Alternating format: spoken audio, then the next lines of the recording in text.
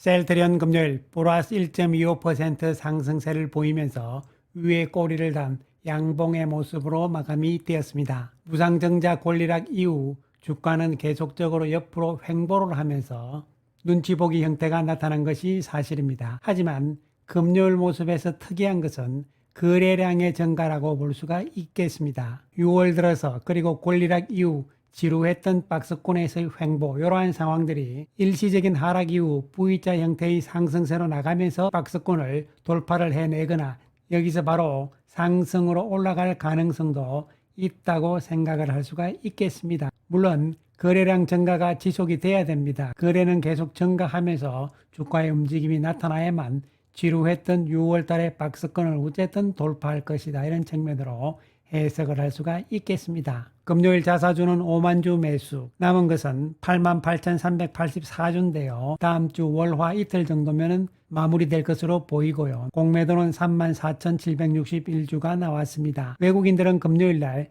141억의 매수를 보였고요. 기관들도 120억의 매수를 보이면서 6월 들어서 현재까지 외국인들은 137억의 매도에 불과합니다. 즉 지난 4월 달에 1966억의 매도, 5월 달에 2640억의 매도였지만 6월 들어서는 현재 137억의 매도로서 매수로 반전될 가능성도 앞으로는 기대해 볼 수 있는 대목이고요. 연기금은 이미 6월 들어서 140억의 매수 우위로 전환이 된 상황입니다. 따라서 최근 수급의 변화가 주가의 상승 가능성을 높여주는 대목이라고 볼 수가 있는 것이죠. 또한 공매도의 상황을 보더라도 한 주 동안 공매도의 규모는 5만 주대에서 8만 주 요 사이에서 움직이다가요. 금요일 날은 3만 4천 주대로 줄어드는 모습입니다. 공매도 역시 어느 정도 진정되는 분위기로 접어들 가능성이라고 볼 수 있겠습니다. 한편 셀트리온의 진펜트라에 대한 5월달 처방 데이터가 공개가 되었습니다. 먼저 도매 처방 데이터가 되겠는데요. 지난 2월부터 3월, 4월, 5월 계속적인 증가세가 분명하다 이렇게 볼 수 있는 것이고요. 물론 아직 시장 점유율은 0.5%에 불과하지만 증가세는 계속 이어지고 있다는 측면은 긍정적이고요. 그리고 도매 처방뿐만이 아니라 소매 쪽의 처방 데이터를 보시더라도요. 증가 추세는 이어지고 있는 상황입니다. 소매 약국 등에서 발생한 처방 건수, 이 데이터를 보시더라도요. 2월에서 3월달 큰 폭의 증가세가 나타났고 3월에서 4월달 증가세는 완만합니다. 소폭의 증가였지만 4월에서 5월달 증가세는 다시 가파르게 이어지고 있는 상황입니다. 그래서 진펜트라가 처방 데이터 상으로 봤을 때는 미국에서는 현재 도매, 소매 시장 할 것 없이 계속적인 증가 추세에 나타나고 있는 것입니다. 그렇다면 이것이 진펜트라의 매출로 어떻게 연결되느냐 이런 부분이잖아요. 여기서 여러분께서 조심하셔야 되는 것은요. 즉 처방 데이터를 가지고 처방 수량이라든가 처방 금액에 따라 가지고 이것을 바로 매출액으로 연결시키면 안 된다는 것이죠. 왜 그러냐면요. 진펜트라의 NSP 월별 매출액 추이를 보시게 되면요. 3월 달보다는 4월 달에 NSP 매출액이 줄어들었잖아요. 그리고 작년 12월에 비해서 올 1월 달에도 줄어드는 상황이 나왔고요. 작년 9월 달에 비해서 10월 달도 역시 NSP 매출액은 줄어듭니다. NSP 매출액은 중간중간 이렇게 줄어드는 상황이 나오지만 진펜트라의 처방 데이터는 계속적인 증가 추세였잖아요. 그렇기 때문에 처방 데이터만 가지고 바로 매출액으로 추정해서는 안 된다는 것이죠. 셀트리온이 실제적으로 매출로 잡는 돈은 어디서 들어오는 돈이냐면 결국은 도매상으로부터 받는 돈이라고 보시면 됩니다. 즉 진펜트라를 도매상한테 넘기고요. 그리고 도매상은 약국으로 넘기는 것이죠. 약국에서 환자들이 진펜트라를 사게 된다. 환자들은 돈을 지불을 하죠. 약국에다가 여기서 환자들이 직접 내는 일부와 보험회사를 통해서 내는 부분들이 함께 돈을 내는 것이죠. 이런 다음에 요 돈을 받은 약국은 자기들 이익을 당연히 빼야 되겠죠. 그러고 나서 도매상한테 돈을 넘기죠. 그럼 도매상 자기들의 수수료를 빼고요. 그리고 물품 대금 셀트리온에게 넘기게 되는 것이고 요 돈을 받은 셀트리온은 리베이트로서 PBM과 그리고 보험사 쪽으로 주는 것이죠. 물론 리베이트를 PBM 쪽에다 주면은 PBM이 보험사와 나눠 가지는 것인데 결국은 PBM한테 리베이트를 줄 때 보험사 목까지 포함해서 줘야 된다는 이야기죠. 그렇기 때문에 결론적으로 셀트리온의 매출액은요.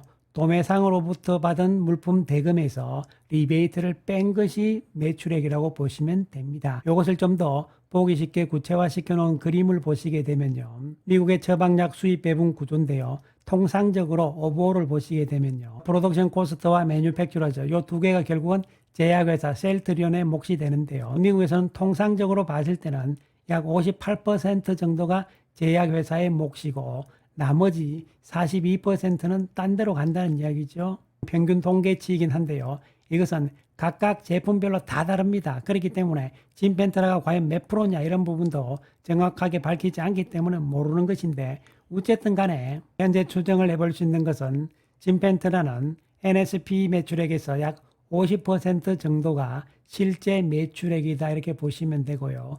거기에서 생산 원가 그리고 판관비를 빼게 되면 진펜트라의 영업이익이 나오게 되는 것이죠. 결론적으로 진펜트라의 처방 데이터는요. 도매 쪽에서도 계속 증가세가 나타나고 있다는 것이 핵심이고요. 또한 소매 판매 쪽에서도 계속적인 증가세가 이어지고 있다는 측면이 중요한 부분이죠. 앞으로 3대 보험회사들 쪽에 보험 등재가 완료되는 시점이 빠르면은 6월, 늦어도 7, 8월이기 때문에요. 빠르면은 6월달 아니면은 7월, 8월부터는 급작스러운 증가세가 나타날 가능성도 우리는 생각을 해볼 필요성이 있는데요. 6월 데이터는 7월 중순쯤에 발표가 되니까요.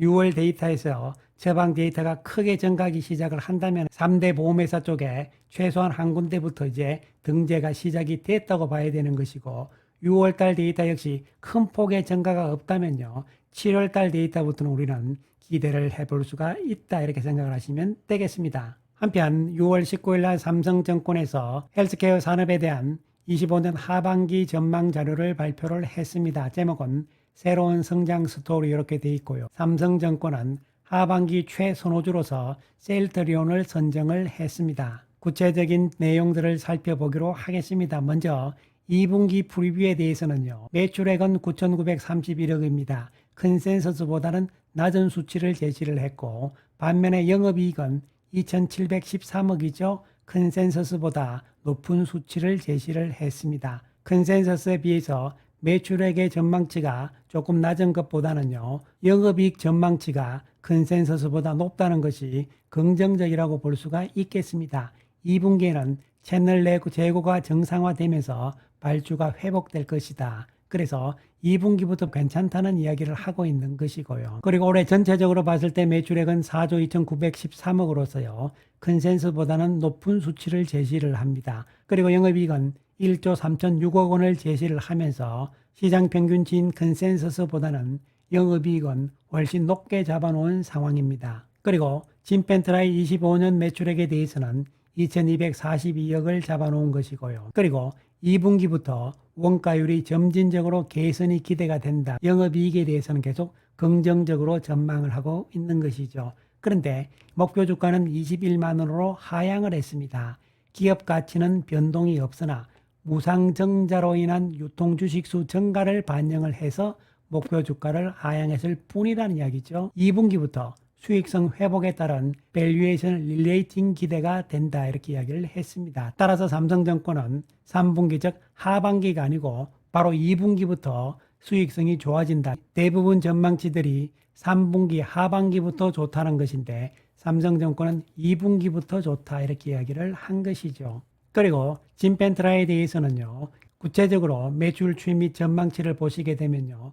2분기에는 450억, 3분기에는 610억, 그리고 4분기에는 1,060억을 예상을 하면서 25년 2,242억에 전망을 하고 있습니다. 그리고 26년에는요. 4,570억을 전망을 합니다. 결국은 연간으로 봤을 때는 25년 비해서 26년에는 거의 2배의 매출 증가를 예상을 하고 있는 것이죠. 그래서 진펜트라 부분을 조금 더 살펴보게 되면요. 이번 보고서를 통해서 삼성증권은 2분기에 450억을 전망을 했습니다. 그런데 지난 5월 10일 이후 나온 보고서들 가운데서 2분기 진펜트라의 매출액에 대해서 삼성증권의 이번 자료가 가장 높은 수치를 제시를 한 것이고요. 따라서 현재의 시장 컨센서스보다 훨씬 높은 수치를 삼성증권은 2분기 전망을 내놓은 것이고요. 그리고 연간으로도 시장의 컨센서스보다는 높은 수치를 제시를 했습니다. 물론 회사 측의 가이던스와의 차이는 있습니다. 여기서 중요한 것은요. 이번 삼성증권의 보고서로 인해 가지고 2분기에 대한 셀터리온의 보고서들이 계속적으로 나올 것으로 보입니다. 각 정부사들의 추정치 숫자들이 어떻게 변화하느냐 이런 부분들도 앞으로 눈여겨볼 필요성이 있겠습니다.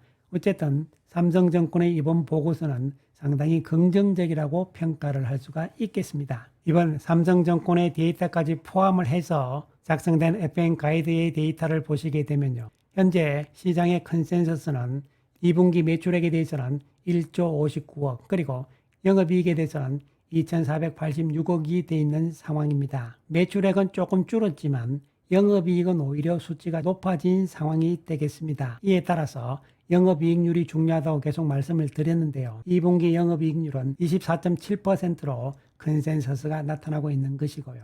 3분기에는 29.5%, 4분기 가게 되면 30.9%로 영업이익률이 높아집니다. 영업이익률이 분기별로 계속적인 증가 추세를 타고 있다는 것이 핵심이 되는 것이고 합병 이전의 영업이익률이었던 30%대를 탈환하는 것이거든요. 그렇기 때문에 의미가 있다고 볼 수 있는 것이죠.